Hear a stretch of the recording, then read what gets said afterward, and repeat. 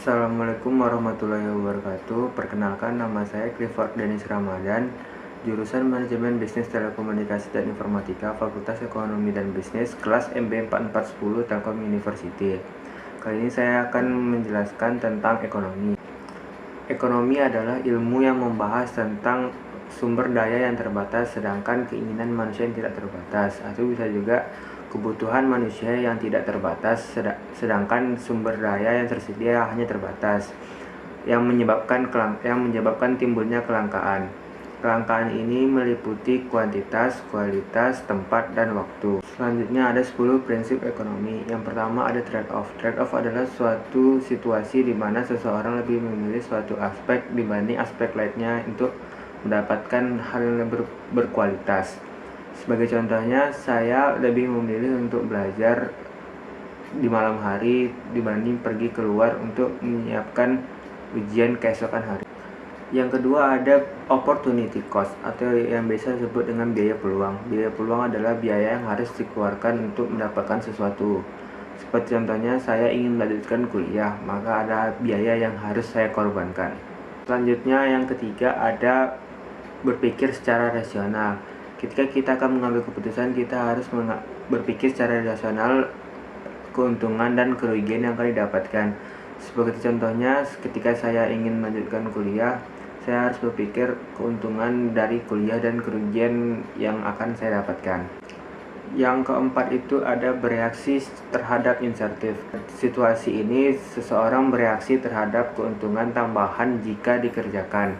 Dalam hal ini uang insentif atau uang tambahan. Sebagai contohnya yaitu di tengah pandemi ini, seseorang penjual masker itu pasti mendapatkan keuntungan yang lebih, maka ia memperkerjakan lebih banyak orang untuk memproduksi lebih banyak produk masker untuk bisa mendapatkan uang yang lebih banyak lagi. Yang kelima itu adalah perdagangan menguntungkan semua pihak. Jika satu pihak itu unggul dalam memproduksi suatu produk, itu disebut dengan keunggulan. Lalu pihak lain itu unggul dalam suatu hal yang berbeda dengan pihak lainnya, maka jadilah perdagangan. Sebagai contohnya, Indonesia unggul dalam benih tanaman, lalu negara lain misalkan Cina lebih unggul dalam mengolah benih tanaman, maka terjadi perdagangan antara Cina dengan Indonesia.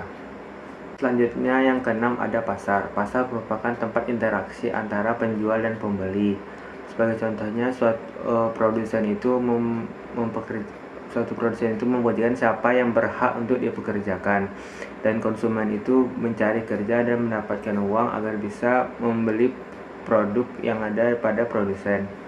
Yang ketujuh yaitu pemerintah dapat meningkatkan produksi suatu perusahaan yang bangkrut. Bisa dibantu dengan pemerintah membuyout sehingga perusahaannya yang awalnya akan bangkrut tersebut bisa meningkat lagi produksinya dan bisa terbantu.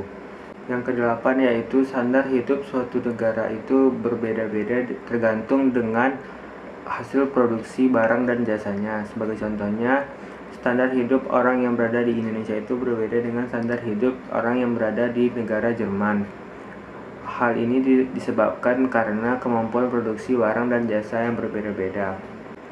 Yang kesembilan itu ada harga akan naik jika tingkat produksi uang di negara tersebut naik. Tingginya tingkat produksi uang yang beredar di suatu negara tergantung dari produksi uang tersebut. Itu akan menyebabkan nilai dari uang tersebut menurun. Ini disebut dengan inflasi. Harga akan naik jika nilai uang tersebut menurun. Yang ke-10 adalah masyarakat menghadapi trade-off jangka pendek antara inflasi dan pengangguran.